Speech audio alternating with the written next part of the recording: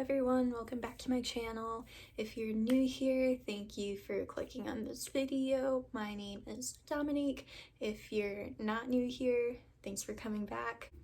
In a previous video about my budget for my second paycheck of April, I mentioned that I'm going to be doing a no spend month for May. So today this video is talking about the rules that I gave myself for the month of May in terms of spending and what the reasoning behind it and kind of like what my intentions are, what I'm trying to get out of this, stuff like that. Also, side note, I'm sorry if my hair looks kind of weird right now. I mean, compared to other videos I've made, I'm sure it looks fine, but it's still drying. It takes like hours for it to dry, so that's fine. The reason why I want to do a no spend month in May is because, well, a couple of reasons. One, I read the book A Year of Less by Kate Flanders, and that's kind of what inspired me to try and challenge myself to not spend any money in the month of May.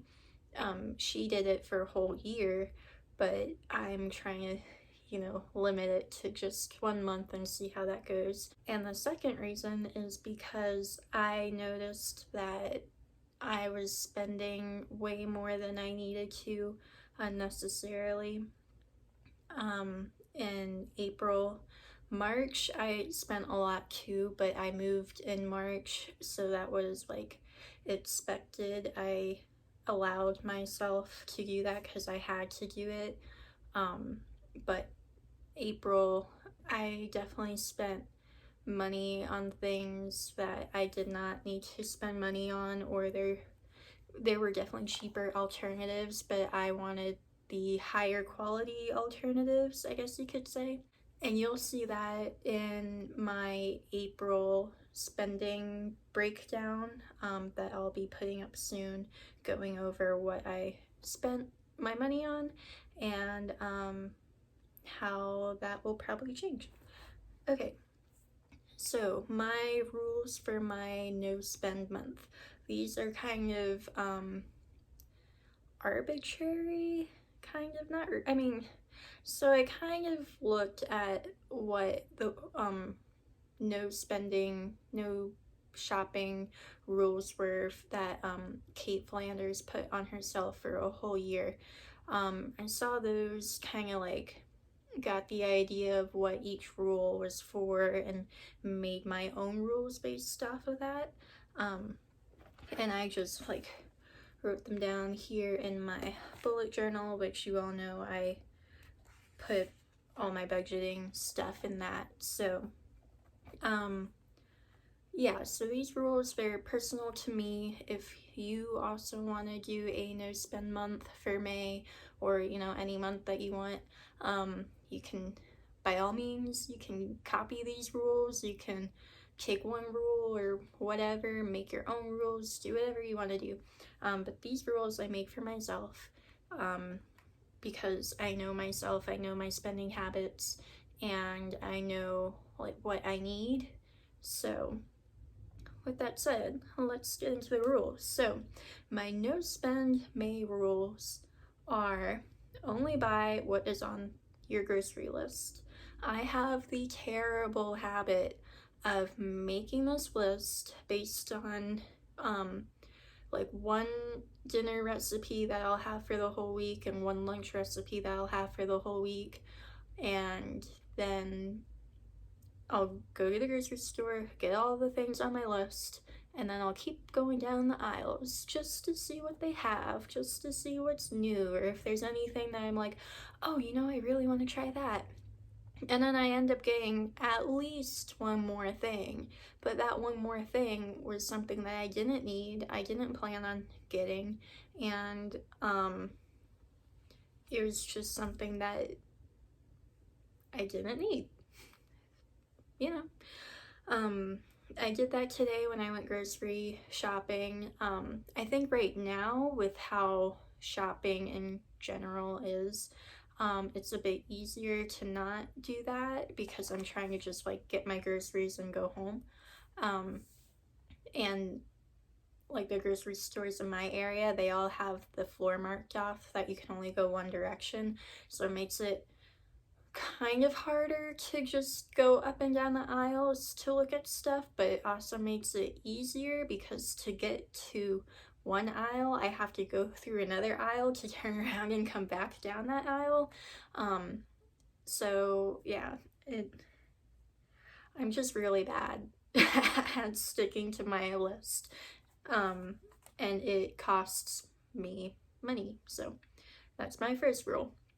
My second rule is no purchases on anything that is not an immediate need.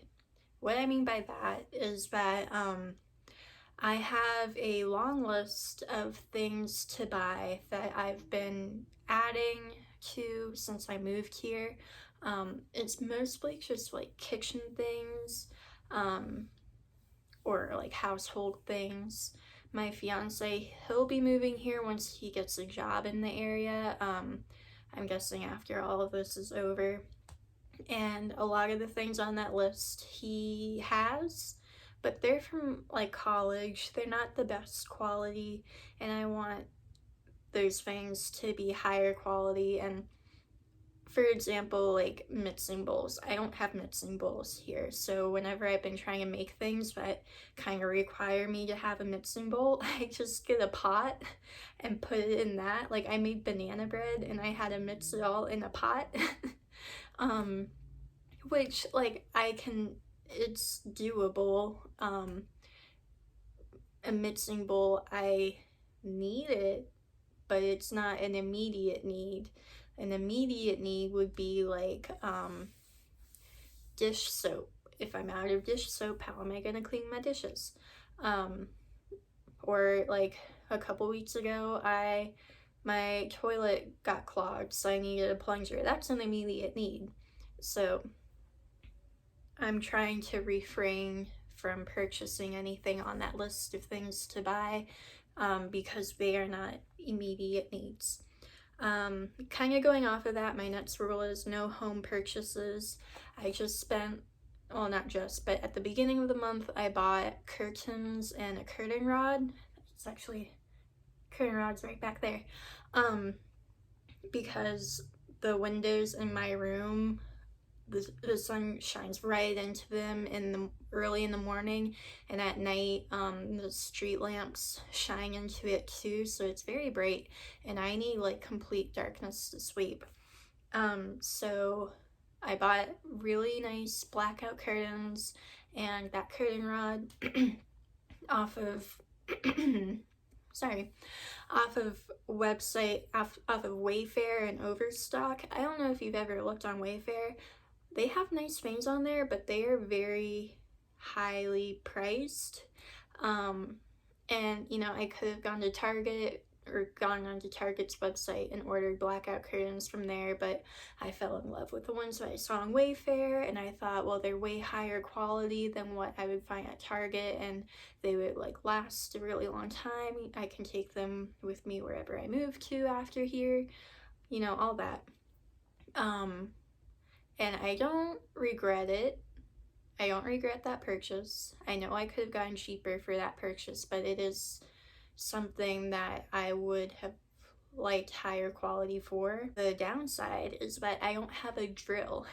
So I haven't been able to that's why the curtain rod is up there, because I haven't been able to put a drill in. I mean, I haven't been able to put it up because I don't have a drill. And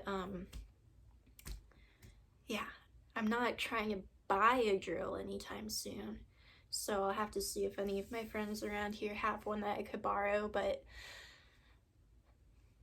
that's a whole other story. No home purchases, rule number 3. Okay, rule number 4 is kind of what I am allowed to shop for the month, and that would be groceries, because I have to eat, and replenish any toiletries if I don't already have a replacement. So I'm about to run out of my deodorant, but I already have another thing of deodorant that I can use in my bathroom. So I don't have to replace that. I don't have to buy another one. Um, and but I put that on there because I know I'm gonna run out of toothpaste soon, and I don't have any backup toothpaste, so I will have to spend money on that. And so I put that in there so that I don't feel guilty about it. In one of my other videos, I think my debt story video, I mentioned that I feel really guilty about buying things that I actually do need that aren't like groceries. So basically like toiletries. And I shouldn't feel guilty about it because it's needed, but I feel guilty anyway. So I put that on there to try and like give myself some grace and say that it's okay to spend money on these things. Rule number 5 is no out of boredom purchases. Make use of what you have. So the reason I put that on there is because right now, since I'm working from home, when I'm not like working, I am just like sitting around, and sure, I can play video games all day if I want to, but there comes a point where like I just don't feel like doing that, and so I can read or I can do other things, but usually like to keep myself entertained I have to be like doing something physically. And I've seen a lot of people I follow on my Instagram, friends and whatever, they're like painting or making all these kind of cute crafts or learning all these new recipes and stuff like that. And I will like go onto Michael's website and search for like color by number paintings and stuff like that, just because that would be like entertaining to me. But they're not cheap, and I would have to have them shipped here, so that's like more money. And you know, they're just things that give me that instant gratification when I'm buying it, but when it like gets here and I use it, like I probably won't be gratified by it anymore. So no out of boredom purchases. And then lastly, I put no eating out. So I'm not really one to eat out in general, especially when I'm by myself. I don't really pick up fast food that often or get takeout or anything like that. I do every once in a while, and it's usually for like a special occasion, like a treat yourself kind of thing. But I did eat out. I had food delivered here this month, and oh my gosh, it was so expensive. Way more expensive than if I had just gone to the restaurant and picked it up myself, or if none of this like pandemic stuff was happening, if I had just gone to the restaurant and ate there. Yeah, way more expensive than I thought it'd be. Took way longer to get here than it should have. Not that I'm not like trying to blame the delivery person or anything, you know, I'm grateful that they're out there doing that, or else I wouldn't have been able to get any food. But yeah, it wasn't a great experience, and I definitely spent double the amount of money than I should have, than what the food was actually worth. But yeah, so I'm not trying to allow myself to do that again. Even if I find a cheaper option, I don't need to be eating out. I can eat the food that I fought for in the grocery store. So with all those rules, I kind of wrote a little summary to remind myself why I have these rules, and that summary is, well, it's not really a summary, but I'll just read what I wrote. Basically, the only things my money should be going towards is groceries, bills, and savings. There's nothing that I need other than those things that will be worth putting my money towards, rather than putting my money towards savings and debt. But I am going to reward myself at the end of the month if I can stick to these rules. Then my reward at the end of the month is buying one plant for no more than $10. And then I'll revise and like reflect on my month and maybe adapt it for June and see how it goes from there, see how much I can save and all of that. The reason I gave myself a reward is because it is something like not spending money for a whole month, other than groceries, bills, and savings. It's not that easy. Like, it sounds so easy, but actually doing it and committing to it is not easy. And especially for me, someone who will spend money out of boredom. I'll walk around TJ Maxx because I'm bored and just want to look at stuff. And I will probably buy at least one thing by doing that.